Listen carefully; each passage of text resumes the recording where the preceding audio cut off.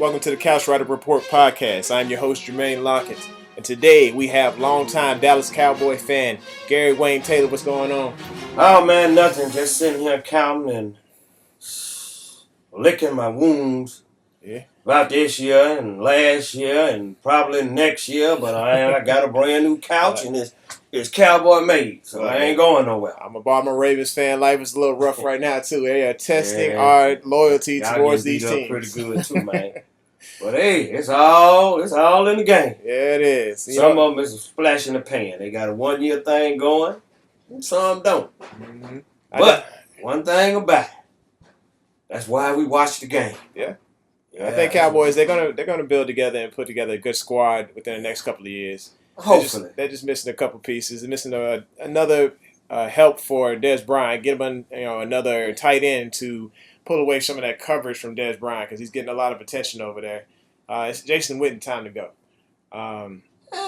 He a good educator. We need somebody with some, say, experience of how to be a professional right now. But when you look at that, look at the mind of Peyton Manning. Great mind, but the body's gone. But Peyton Manning and him in two different categories. Peyton Manning shot, man. Yeah. Come on now, let's be real. I think he's shot. And if they don't let that young boy take over, they crazy. But they can say the same thing about the tight end situation in Dallas. The tight end ain't a mainstay. Peyton Manning is the brain of the Denver Broncos. If your brain dysfunctional, guess what? Your whole body is dysfunctional. Yeah, the whole thing will shut down. That's like us. Yeah, and if we got an old quarterback. Yeah. He ain't broke up like Peyton Manning, but he old. Yeah. 37, 38. What do you think of Kellen Moore? Kellen Moore gonna bring it? Is this the guy? Nah. We need to go get us a quarterback and build for the future. I'm sorry. I'm just looking at it. He okay. He can be like the dude at Washington. He'll be a good game manager if you put the right people around him. Yeah. Kirk Cousins is just managing the game. Yeah. I think he good. I ain't take nothing from him. He good. I think they were smart to keep both quarterbacks. Yeah. I think Kellen Moore he's intelligent and he scored probably the highest on the Wonderlic test that's been scored since Peyton Manning. Right. So I think that don't always contribute to success on the field. Yeah, and I think you got to be on the field and you have to show that game time translation. He got 2 games. Yeah, got 2. He's got one game. Yeah. Got Bills, and then we got Washington next week. Yeah. See, if Washington lose tonight, we beat Washington and Philly somewhere win tonight and lose next week. We still right there in the playoff. Cause our division record is better than anybody in our division. Okay. That's crazy, ain't it? Yeah, that's just the NFC East for you. It's just a toss-up. I mean, anybody who goes in there, if you go 8-8, you pretty much top in the division every year. Yeah.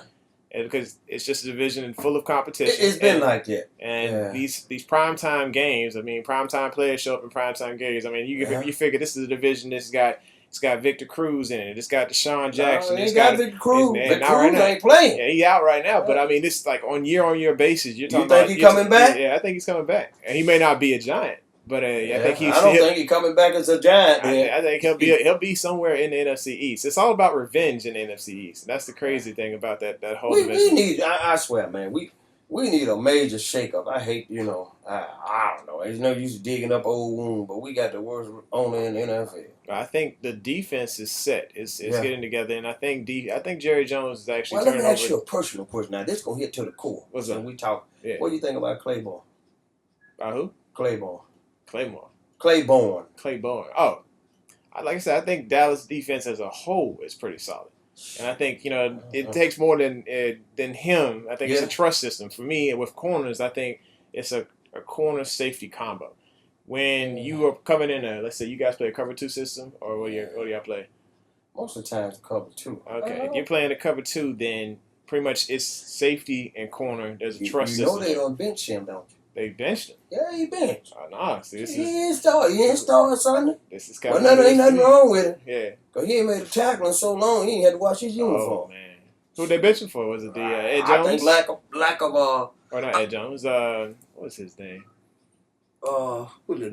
Went back to one of the players that was there that had been hurt. Yeah. But they showed Byron Jones. Was that the first round pick? Is he starting now? Okay. Yeah, because Claiborne didn't play Sunday at all, and I ain't seen him hurt. I ain't seen him. So It's sad to see other shoe products that.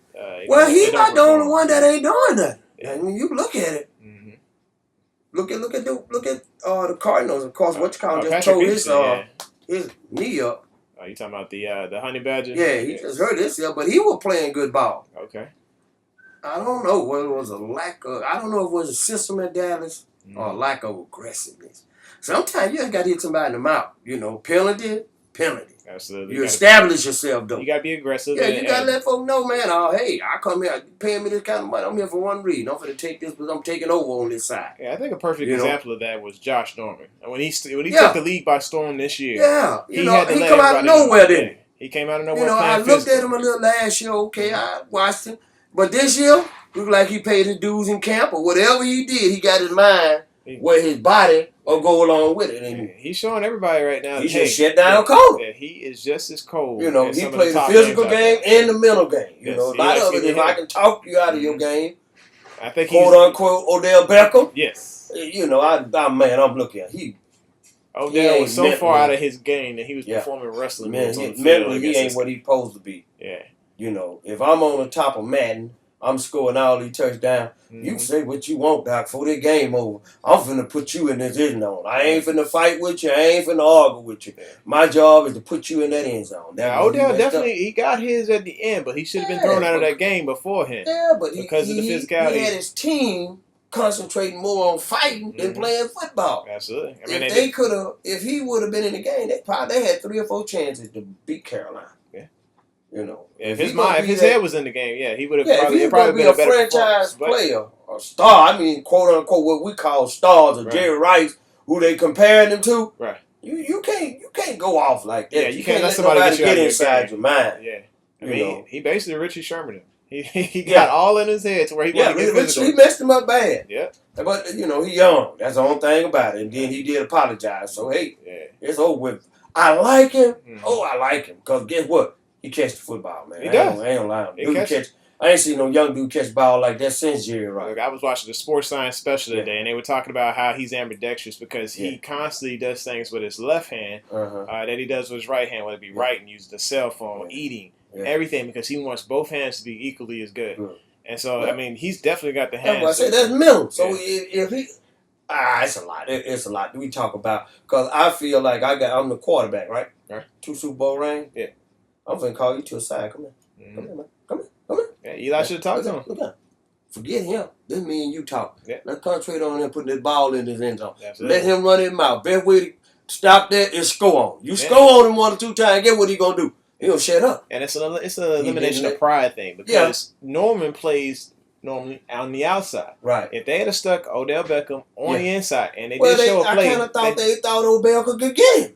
Yeah, but he never did get his mind under control. It's a pride thing between coaching and a pride thing between Odell. Because they know if they'd have stuck that man on the inside, that there's not a nickel corner in the league that can handle Odell Beckham. Well, see, that was immature coaching. Because my thing ain't pride. I ain't thinking about pride. I'm thinking about winning. Yeah. Whatever it take to win. Yeah. If I got to put you in a slot and run like they do for Brady. Running them picks. Absolutely. Huh? What we were watching the other night, Oakland, every boy running them picks all night. Little old flares out the back end. Who that was? Was it? He was killing the Chargers. Well, the Chargers. He was playing for the Chargers. Okay. And then he was killing Oakland until Oakland finally put somebody on him and started shattering him. Oh, Woodhead. Yeah, he was killing them. Yeah. And then last week he had 4 touchdowns? 3, 4 touchdowns? It just looks like everybody knows that Woodhead is the head of that offense there. Yeah. That's who that offense goes through is Danny Woodhead. Yeah. But the second you shut Danny Woodhead down, Oakland showed that they could pull it out in the end. Yeah, well, that's football. You have to make adjustments, man. The athlete's so good now. Yeah. You can't keep no person down the whole game. You have to make adjustments. I mean, I fully agree. And the other thing I agree with is I just don't think Phillip Rivers is clutch. He can't move the ball downfield to take the win for the team, and that's the problem with the team. They be there. They be right there, but to get over the hump, they can't. That's just like Romo. Yeah, he right there. I say bad coaching because ain't no way I'd have got rid of my running back. That was the continuity of your team. That what kept Romo from getting hurt. When they got rid of their running back, Yeah, you had 2 or 3 dudes in there. But guess what? That line when used to have their running style. That's a style in running. You know, my thing about Tony Romo is he's got the most fourth quarter comebacks in the league. Yeah. But the problem with that is he's been put in that situation more than everyone else in football. And so, of course, just like, when it comes to catches and drops, the more you're targeted, the more you put in those situations, the more those stat numbers are going to go up. So, of course, he's going to have the most fourth quarter comebacks in the league. Right. Because he's been down that much because his defense put him in that type of situation. That's why I say you should have never got rid of running back. Yeah. Anytime you beat Seattle in their prime, run over 135, 40 yards on Seattle in their prime, and you get rid of the guy. And you okay, you got to give him a little more money. But then, too, look what you're doing. You got a 37-year-old quarterback that got a bad back. On been hit the last couple of years. You know he got 1 or 2 more years. He can't afford. And he went right there. We were undefeated. What happened to him? They got him hurt. Well, they solidified what they would have done by signing Murray was solidifying the offensive line and the running game, which would have been able to control the tempo of the game. There you and go. They would have kept the ball out of Tony's hands. There you go. And that was the whole thing that carried us where we were last year. Yeah. Absolutely. To me, if I'm going to lose, I'm going to lose with what got me there. Right. I ain't finna come in this year and bring no new pair of shoes to dance with. And I've been dancing with those shoes good enough. Absolutely. We came that close to getting past Green Bay. Right. There wasn't no doubt in my mind what we were going to do to Seattle last year. Yeah, those catch rules will get you every time. Man. Catch rules will get you. But let's get back on track here. Let's get on to these picks right here. Today we are going through all the picks for Sunday and Saturday night. We got tonight's game coming up. We got Washington. Who seem like they're on a roll. Washington. And Philadelphia. Where they playing at? They are playing in Philly right now. And I'm picking Washington because it seems like every time I go against Washington, they pull out the W. Well, they got more to win. They on the verge of doing something special. Yeah, you got a quarterback that's been on the second string on the bench for the last 3 years. Now he getting his time. Sometimes it's good to ride with the underdog. Yeah, but then you got Philadelphia, who is continuously allowing about 20-plus points per game. Yeah. You got Washington. Kirk Cousins looks like the truth right now. He is finding Deshaun Jackson. They're playing for him. The offense has got. Now here we go again. Continuity. Yeah. The offense feels comfortable with him. I know what you're gonna do. I have figured out your good point, your bad points. I know what you ain't gonna do. I know what you're gonna do. So therefore, I can plan how I'm gonna play this game with you. Yeah. He's working his way downfield with Reed. Well, there you go. Or if he's actually using the ground game, which they're not. They got a powerful ground game. But the thing is, they're inconsistent with it. You got Morris there, and then you have Matt Jones. You don't know which one's actually going to show up that day, or if either one of them are going to show up. And then if they put it in, I'm taking Washington. Yeah. I just don't feel that Philly's players and the coach are all what they cracked up to be. I think they're starting the wrong starting running back for that system because I think Matthews is the better back for that system, and they're not using Jordan Matthews. So basically, Matthews and Matthews are the keys to winning. And then if they don't use them, then they're $7-8 million running back sitting over there looking. Yeah. So I think Murray's not the guy for that system. Nah, Matthew is. And then you have Jordan Matthews not being used properly, and they got to go more to the tight ends. Use those to move the ball down the field. The defense has to stand up, but they have not been doing. Well, that's gonna be a good game. Now that's a good game. I'm going with Washington because I don't know. I kind of like Kirk Cousins. I remember he was at Michigan State. Yeah, I can't remember. Michigan State. I think it was Michigan State. Okay. And I liked him at Michigan State. It just happened he came out and both of them went to Washington. They tried to make a hoopla about it. Yeah. But hey, they said, where'd you go? Perseverance pays off. I think the offense fits Kirk Cousins better than it would RG3. A ground and pound. Right. Instead of a wide open spread your offense. Now, I always have liked the ground and pound offense. And I think Philadelphia has to have more than Ed Reynolds on the back end to cover that cover for that secondary. Granted, they take chances, they come up big, but they also giving up a lot of big plays over there.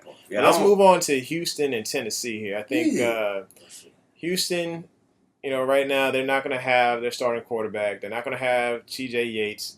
Right now they are going with Brandon Weeden. Against backup in Tennessee. Was it former LSU product? Was it Zach Mettenberger? Oh. Yeah, this is going to be a game of the backups, and it's going to be won by the defense. You saying Houston?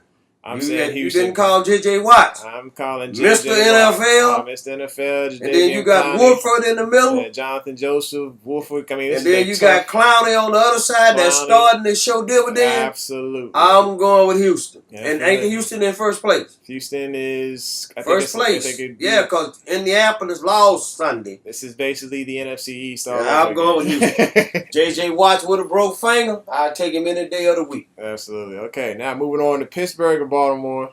Well, I can't produce a bias on this because my team is just they're not fine right now. Lick your wound this year. Yes, it's terrible. I mean, I'll be if I was at the game, I'd be there with a paper sack over my head, but I'd be there. Most explosive offense, I believe, right now in the NFL. This will be the team to actually take out New England to go to the Super Bowl. Yeah, if they get in the playoffs. Right. This is the team I would like to see play New England. Mm-hmm. And I would like to see Pittsburgh go to New England and play them. But when you think about it, this is Baltimore's Super Bowl right now because they want to be spoilers to take Pittsburgh and knock them out of that wild card spot so somebody can get in. I think they don't pack it in. And see, I think if they win this, they lock up that wild card spot and they go to the playoffs. I think Baltimore's have packed it in. I think they already. I think they're trying to go for that first overall pick, and I think they might take the L on this, and I think they actually might go out there and give a good effort. But Antonio Brown is playing at an all new level that ain't nobody seen before. It's just like a video game for him. And Ben Roethlisberger, I mean, as many injuries as he got, he only plays when he's injured. He only plays. They got them other two young receivers. Yeah, absolutely. You got Marcus Wheaton, and you have what is his name? Oh man, I can't remember his name. Number 10. Number 10. I mean, he played on the other side of Sammy Watkins when he was in college. I can't remember his name. Whoa. But they bad. Yeah, they are bad. I've never been a Pittsburgh fan, being a Cowboy fan, but I like Roethlisberger. He's my quarterback. I like a physically tough quarterback. Knock him down, play with a broke ankle, play with busted ribs. I think that's why I like Cam Newton because they play like that. They can get get pinged around in the pocket and still try to establish the pocket and throw the ball. And if that don't work, then eventually they're gonna run. But their offensive line, kudos to their offensive line. And they'll make you whoever is with them will follow. When you get a leader like that, oh man, you don't mind playing. You don't mind fighting with him. You mind to go to war with him. That's right. Now let's move on to this New England-New York Jets game. I'm calling an upset here. I am calling the New York Jets. Jets, Jets over the New England Patriots. Yeah, they let them off the hook last time. Absolutely, and the reason being is because I believe in this Jets defense, and then also the offense. I think Fitzmagic, also known as Fitzpatrick, combined with Eric Decker and Brandon Marshall, that's just an amazing wide receiver combo, and it's just they're gonna when they get their shots, they got to take advantage of them. They can't kick field goal. I think if Brandon Marshall gets physical with Malcolm Butler, and using his body to make those catches, they're going to work their way prolifically downfield. And it's going to be Eric Decker probably scoring the touchdowns even because they're going to be looking at Brandon Marshall in the red zone. But I think Fitzmagic is going to have enough in that defense to make Brady shake and take out the W. But when New England is beat up, they so beat up now. If you don't beat them now and you let them get healthy in the playoffs, then you ask them for trouble. Especially with home field advantage. And I think the big linchpin on this game is if Julian Edelman decides to come back now or week 17. Because Danny Amendola is not Julian Edelman. Oh, no. He can run, he can play in the slot. Yeah. He can catch a couple balls, but you see the drops there. He's got the drops just like Brandon LaFell has the drops, and you can't put that entire offense on Gronk. And then you can't put it on James White either because James White does not have the experience. And they're talking about how they don't have a running back. Yeah, James White. They're saying that's the running back, but they're saying Steven Jackson is going to be the guy. But you know how Belichick is. They call him Bellatrix because he plays all these mind games. Because you never know who he's going to start. Is it going to be Steven Jackson? Is it going to be Brandon Bolden? Is it going to be James White? Yeah, and he runs the combination of the three. And then he might actually have one out as a healthy scratch. You never know what this game plan is. The mainstay is they got to deal with Brady.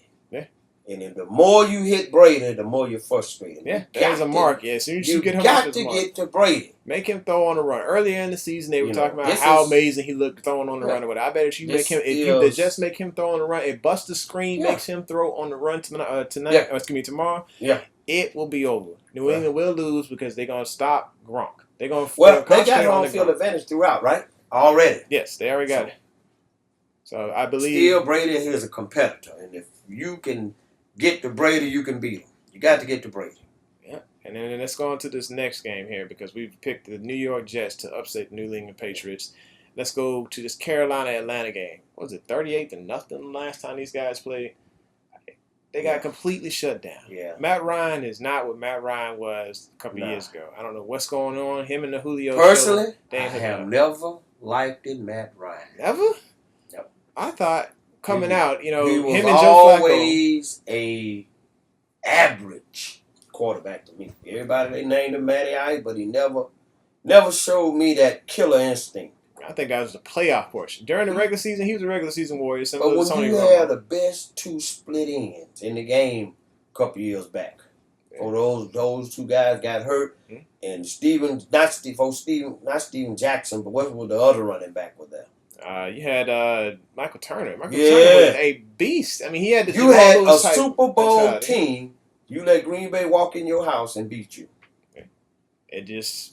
It just looks bad when they continue to bring it to the playoffs and they just can't get it done. And I look for Cam to beat a much tighter game this time, but I look for Cam to beat. Yeah, I look for them to game plan Cam Newton, try to find a way to make him a little bit uncomfortable. But as many drops as Ted Ginn gets, I still see him putting up at least 2 touchdowns because Cam keeps going back to him. It just keeps going back, and then everybody's talking about this guy Devin Funchess. Yeah. I think Funchess will have probably 3 catches for 27 yards, may have a touchdown, whatever. But I think Carolina still finds a way to get it done on the ground. I know they're dealing with backup. I think this guy is like 3rd string now. Cameron Artis-Payne, who's the backup because Jonathan Stewart was out last week with a foot. But he might be out this week again. They're not going to play him, which is wise. Get everybody healthy for the playoffs. Absolutely. And then as long as the offense is going through Olsen, because you got that tight end and Cam Newton and that connection, they're going to continue to dab on them. And it's going to be Carolina, what, 15, was it 15 now? 15-0? Right. So they're moving on because they're going to push right on through them. Beat on and beat on. I believe they're going to have an undefeated season. I believe Cam want to mark this as his year, and one of his goals is to have that undefeated season. Now, the playoff, I wouldn't be surprised to see him playing week 17. Whole nother game. Yeah, absolutely.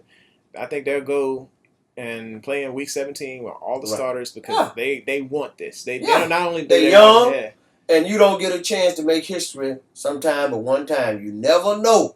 You might have a golden slip on this year. Yeah, and then at the same time, you got to look at it like this: if I'm let's say I'm a placeholder for the Carolina Panthers, and we go 16-0. I don't care if we lose in the playoffs. Whatever. I mean, I do care, but at the same time, my agent cares about that record. And when it comes back up to contracts next season, we're like, hey, I was part of that 16-0 team. Pay me.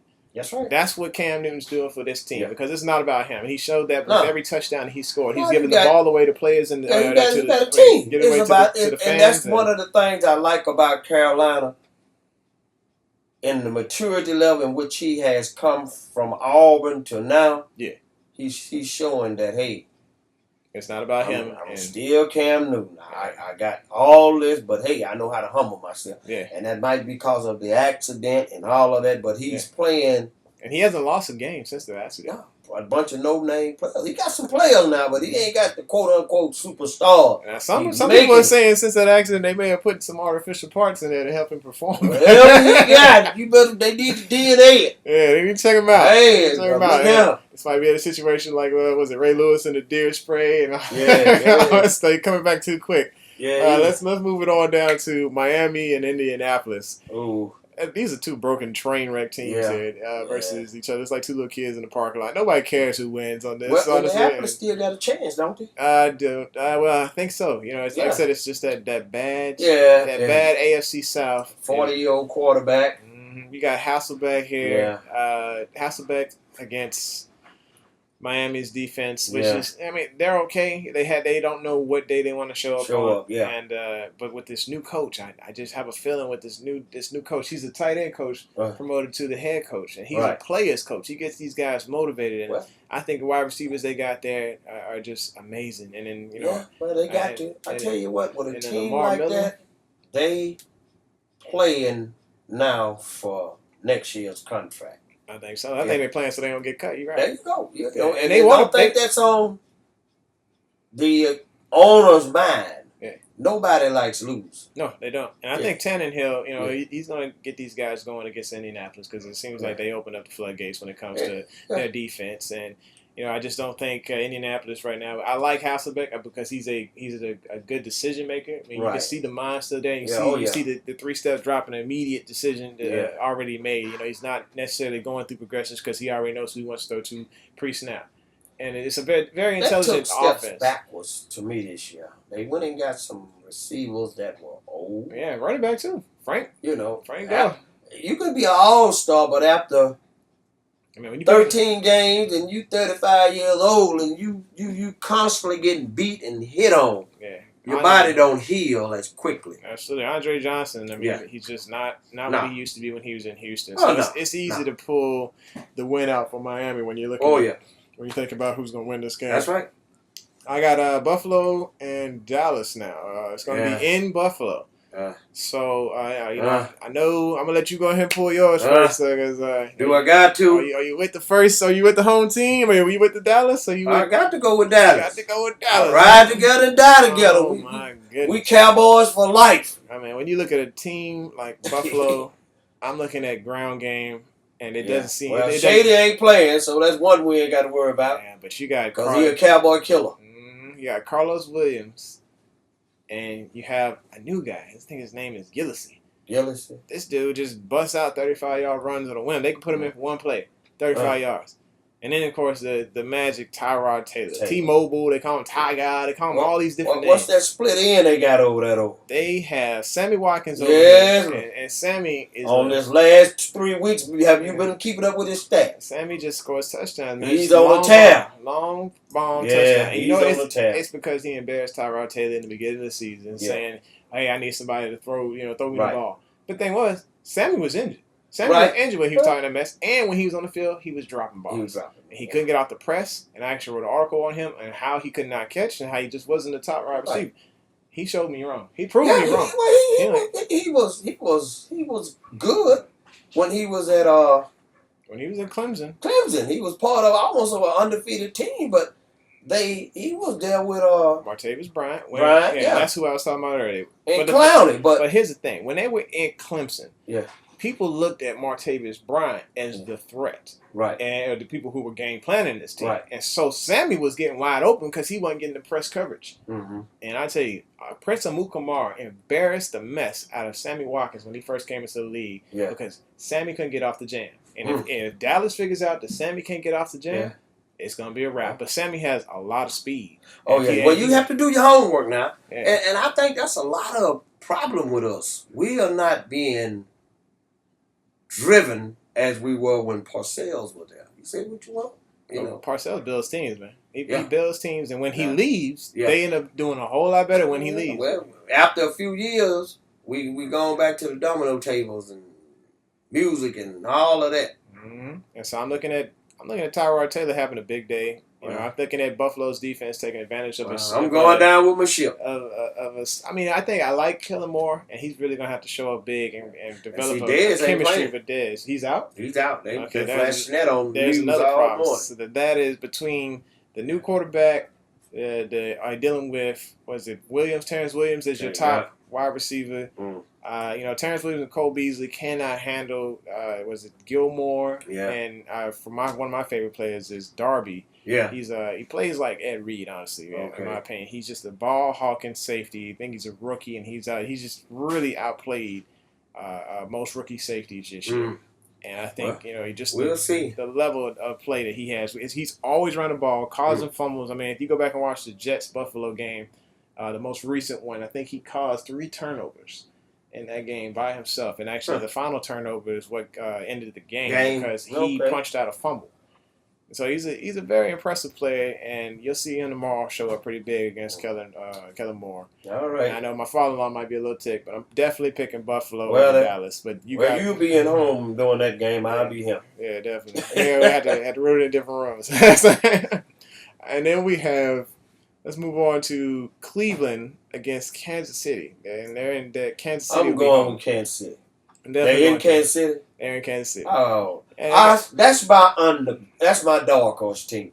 I love Kansas City. Kansas City is very impressive right now. The way Andy Reid is a veteran coach. He likes to build up these quarterbacks out of Right. I mean, he has a quarterback factory since he was in Yeah, Philly. And then he takes Alex Smith and he's doing things with Alex Smith that Alex Smith ain't done in his career. The strong points. Yeah. Alex Smith wasn't a bad quarterback for the 49ers. He was just a game manager. That's the thing. So now he's taking that, and Alex Smith's taking it personal. He's taking it personal now. He's actually launching the ball downfield. What does Brady do? 5-10-yard passes? Come on, if you can't throw 5-10 yards. Yeah. But you got a West Coaster, and you very few quarterbacks throw the deep ball. That's why Pittsburgh is so dangerous. Right. I believe that Brady definitely puts you to sleep with the West Coast concept, dink and dunk, whatever. And then when you're not looking, the illegal picks, over the top, to Gronkowski. Yeah, Brady is something else. I mean, the halfback pass, little everything. Yeah, I believe it's Belichick. He is more of the puppet master, and he's got the strings to these guys. So his game plan is his quarterback believe in him though. Yeah. And once you have a strong foundation with leadership at the head, guess what? If you don't go along with it, guess what? You go. Yeah, absolutely. So So I'm thinking, Kansas City and the I'm going Kansas City. For some reason, I like Kansas City. I go deep, not only win, but go deep in the playoffs. Well, I mean, you see Russell Wilson. He just completely destroyed these guys. Yeah. He did it with a backup running back. Let's see. I think Seattle is playing St. Louis, and that's the last game we'll go over. But right now, we're going to move over to the Detroit against San Francisco. San Francisco against Detroit. Do we have to pick either one of these teams? Oh, my gosh. Yeah, we could probably just pick a tie on this one. I mean, you look at it, I picked Detroit. Detroit, they got more offense. Yeah, they got a higher-powered offense. I mean, San Francisco's dealing with a lot of injuries, new change of coach, quarterback situation that's not ideal. Yeah, it's not ideal, and you got wide receivers that you can't trust. I mean, Torrey Smith he was unreliable. He was unreliable in Baltimore simply because he could not run the route tree. He knew only a couple routes, and it's the same thing in San Francisco. Yeah, they can get him on the post. Yeah, they can get him on the post. They can get him on the fly. But he can't run a 5 and then he like Ocho Cinco. He can't read the playbook. That's what you're saying? I say Torrey just knows only those routes because those are the only ones he can bring in. Everything else, he can't do it. And then, I mean, getting off the press coverage is a little difficult for him as well because he's just a little light. He about my size. Okay. And then you got Anquan Bolden. Bolden's just old. Yeah. I'll call you back. Yeah, Anquan Bolden is old. Again, time or war on him. In a perfect situation, with a team that has more weapons, he'll be dangerous. But to be a dependable now, in this time, you catch 2 or 3 passes, but when a defense adjusts and take him away. And then you're looking at a team who lost 13 starters during the offseason. 13. I'll go with Detroit. Definitely going with Detroit on that one. Now, next is a tough one. This is a tough one, I say. Chicago and Tampa Bay. I'm looking at a team in Tampa Bay, the defense is just not there. And I'm looking at Lovie Smith usually is the defensive-minded coach. Yeah. Well, you got a rookie quarterback now. I would go. I'm going. I don't know. That's a toss-up.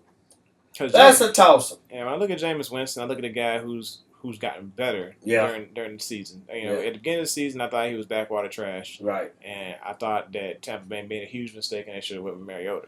Now, when I look at it, I see a mature quarterback that's who's learning making decisive throws down the field. I mean, he's got a little bit of tunnel vision. He beat Dallas. He's got a little bit of tunnel vision though with Mike Evans. I mean, he beat Philly.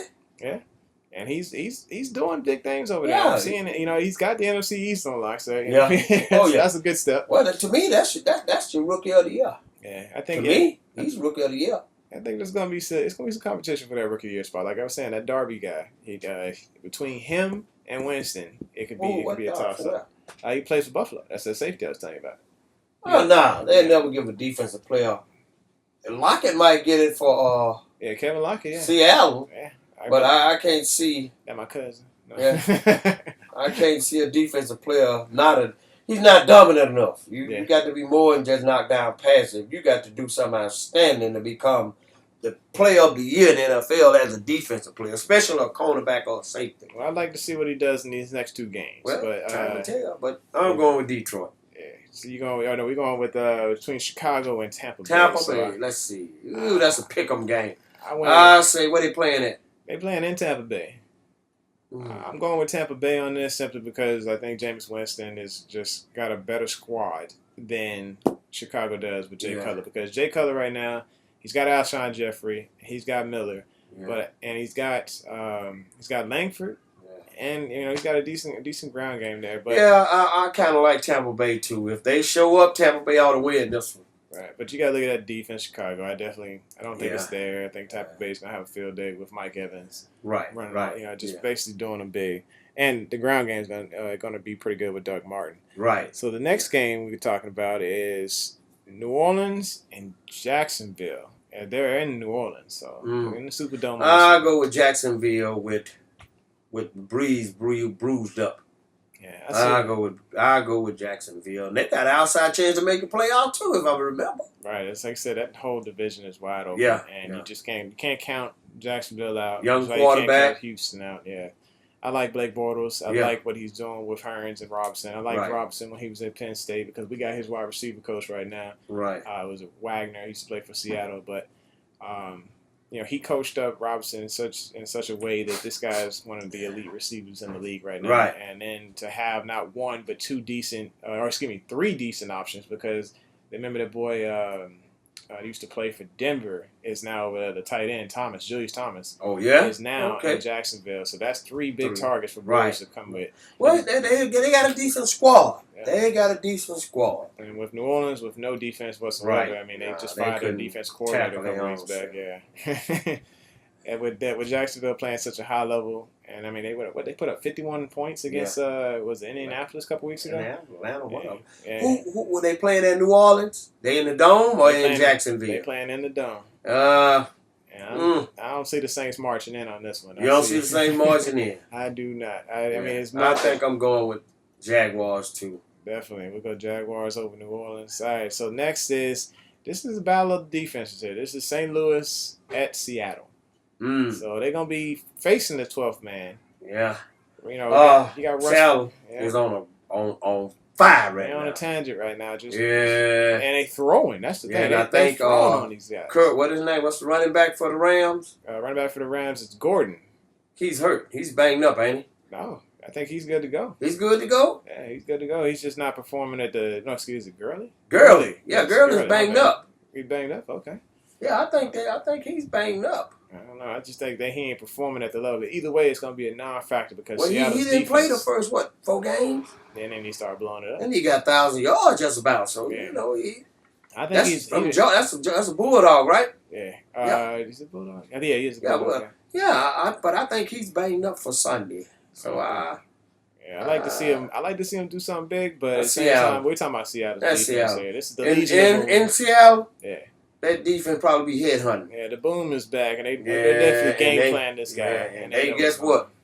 With the offense putting up the numbers they putting up, that give that defense free reign to knock your head off. And they got one of the most physical defenses in the NFL right now. So I'm looking at a low-scoring game simply because it's two great defenses playing each other. I'm talking about Seattle wins probably 20-14. Closer than I would think. I think it'd be like a blowout. Yeah, I'm looking at a very close game simply because of the fact St. Louis defense is so good. They shut people down constantly. They don't allow much on the scoreboard. They got a great front seven up there. We're willing to stop the ground game with Seattle, and if you can't get the ground game started in Seattle, it's kind of hard to get these guys targeted. With Lockett and Lynch is not playing yet. No, Lynch still got those abdomen issues. We're not sure if he's going to start on Sunday or if he's going to start during the regular season. So they might just be holding him to the playoffs and then release the beast mode after that. Yeah, well, with the beast, I still say Seattle. Yeah. With Wilson throwing 5 touchdowns the last 2-3 weeks per game. Per game. Yeah, per game. Yeah. With that defense, they might be peaking at the right time. Definitely. So we'll go with Seattle over St. Louis. Next is a great offense versus another great team. I'll say great team altogether. Arizona is just a solid team. And if anybody's going to take out Carolina in the playoffs, it's going to be Arizona. But they're facing just an offense, because I don't see a defense when I look at Green Bay. Oh, no. I look for Carolina. What are they playing at? Let's see. Green Bay is playing in Arizona.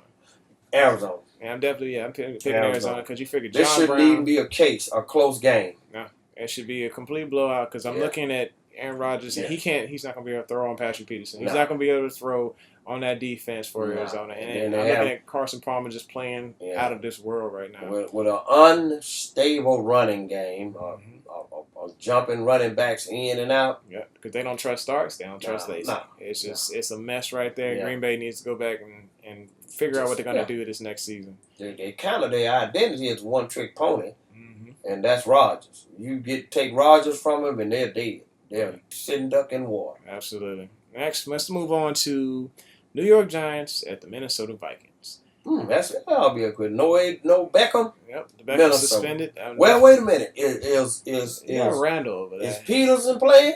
I think he banged up. He's banged up, but Jerick McKinnon has been playing very good as a backup. But he's been more of a catching. He's been a pass catching running back, and so he's been putting up. I take Minnesota. Eli is not. You're gonna get good Eli or bad Eli. You get Super Bowl Eli or 5 interception Eli.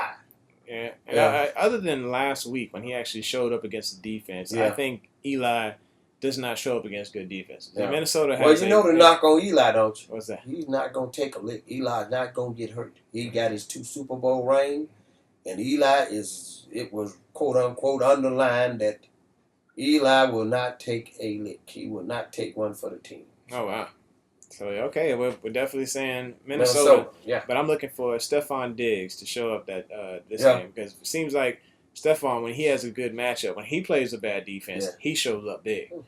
And so look for this guy to probably have, I say 70, probably 4 catches, 76 yards, and a touchdown against the New York Giants. Now let's move on to the Denver Broncos and the Cincinnati Bengals. This is another Denver. Yeah, it's a Sunday night matchup. Denver. Cincinnati, they got A.J. McCarron right now, but they just don't have everything else needed to win this game against the Brockinator or Brock Osweiler. They might not do nothing in the playoffs. Yeah. Without their quarterback.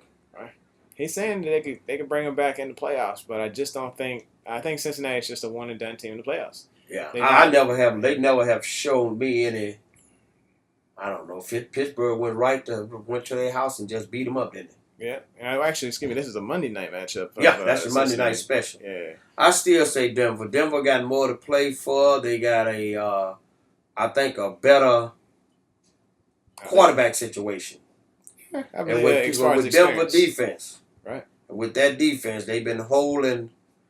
What's the player from Dallas, DeMarcus Ware? Right. They've been holding him back because of his back, right? And I think they about ready to turn him loose. Definitely. Yeah. And I believe with Harris over there, with Aqib Talib. Oh yeah. They're pretty much locking people down. So with those linebackers they got. Yeah. And I think if they put Aqib Talib on AJ Green, it's gonna be a long night for Cincinnati. Yeah, with no quarterback. No. Yeah. And so I put Denver over Cincinnati. It's gonna be a heck of a game. It's gonna be a good Monday night match to watch up. But I believe Denver's gonna be the better team. Yeah. Well, that about sums it up, folks. I hope you guys had a Merry Christmas. I know between the new Star Wars movie, chasing little teenagers down who trying to steal my Christmas decorations. I missed out on giving you guys picks for the last couple of weeks, but this is original sports perspective from our couch to yours, and we appreciate you listening to the Couch Rider podcast. I appreciate you coming out, Gary Wayne. Oh man, anytime. I love me some football, especially this time of the year. Absolutely. Bowl games, playoff, turkey, cranberry sauce, and mama homemade pie. What else could a man want? Hey, we were missing the ribs this year. I don't know what happened. I noticed that. Yeah, that won't happen no more. We're gonna have to get the grill master back out there. Yeah, that won't happen no more. I wish he was here for the playoffs, for the college playoff. I plan to have Pitt sitting in the backyard, the big screen sitting up in the doorway. Yeah, I might have to make that special trip. This is original sports perspective from our couch to yours. Thanks for listening to the Couch Rider Report podcast.